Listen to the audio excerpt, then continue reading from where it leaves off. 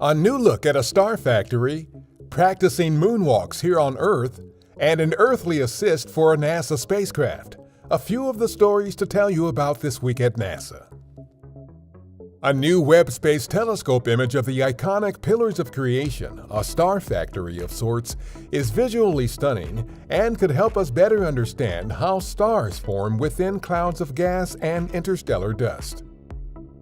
An analog mission this month to practice lunar operations near Flagstaff, Arizona will provide crucial data for future Artemis moon missions. Learn more about analog missions at nasa.gov/analogs.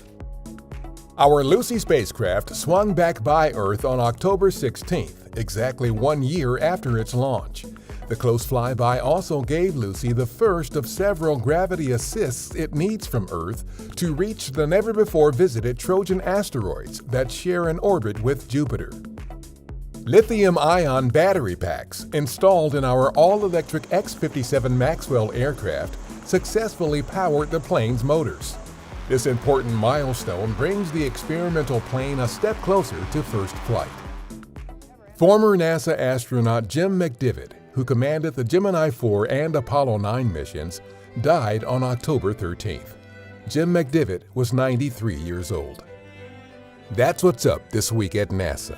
For more on these and other stories, follow us on the web at nasa.gov/twan.